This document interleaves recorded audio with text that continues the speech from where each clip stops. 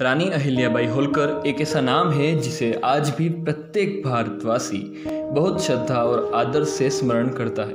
वह एक महान शासक और मालवा की रानी थी।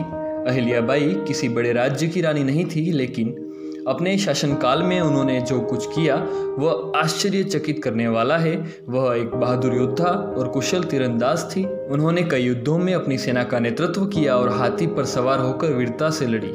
उनका जन्म सन 1725 में हुआ था। 10-12 वर्ष की आयु में उनका विवाह हुआ। महारानी अहिल्याबाई इतिहास प्रसिद्ध सूबेदार मल्हारराव होलकर के पुत्र खांडेराव की पत्नी थी।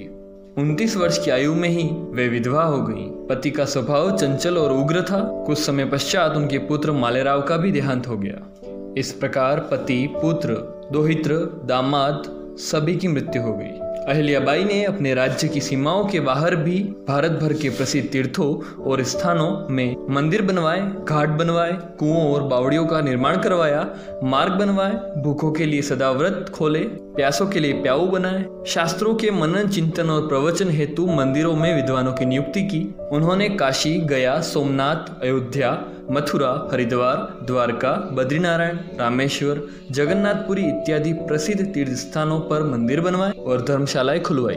वह भगवान शिव की अनन्य भक्त थी, इसलिए उन्होंने 1777 में विश्व प्रसिद्ध काशी विश्वनाथ मंदिर का निर्माण कराया। जब उनके पति की मृत्यु हुई तो उनके सती होने की नौबत आ चुकी थी, किंतु जनता के हितार्थ निर्माण किए गए राज्य को पेशवा के हाथों में चले जाने पर प्रजा को होने वाले भयंकर कष्ट को देखते हुए मल्हारराव होलकर ने धर्म की पाखंडी परंपरा तोड़ते हुए अहिल्याबाई को सती होने से रोका और राज्य की बागडोर भी अहिल्याबाई को सौंपने का निर्णय लिया।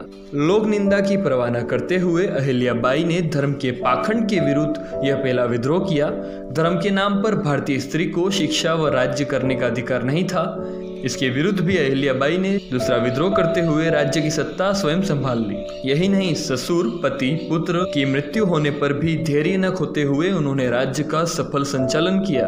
प्रजा से न्यूनतम कर वसूला गया ताकि प्रजा को कर का बोझ न सहना पड़े। कर से प्राप्त धन का उपयोग केवल प्रजा हित के कार्यों में ही किया गया।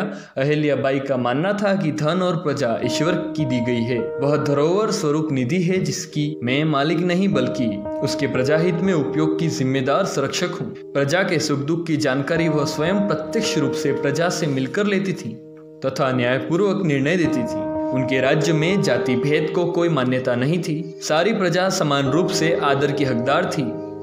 इसका असर यह था कि अनेक बार लोग निजामशाही व पेशवाशाही शासन छोड़कर उनके राज्य में आकर बसने की इच्छा स्वयं व्यक्त किया करते थे। अहिल्याबाई के राज्य में प्रजा पूरी तरह से सुखी व संतुष्ट थी, क्योंकि उनके विचार में प्रजा का संतोष ही राज्य का मुख्य कार्य होता है। राज्य कर्मचारी ने या उसके नजदीकी परिवारी ने प्रजा से धन वसूली की तो उस कर्मचारी को तुरंत सजा देकर उसे अधिकार विहीन कर दिया जाता था। सभी प्रजाजनों को न्याय मिले, इसके लिए उन्होंने गांवों में पंचायती व्यवस्था, कोतवालों की नियुक्ति, पुलिस की व्यवस्था, न्यायालयों की स्थापना तथा राजा को प्रत्यक्ष मिलकर न्याय दिए जाने की व्यवस्था की थी। अहिल्याबाई होलकर को एक दार्शनिक रानी के रूप में भी जाना जाता है। धन्यवाद।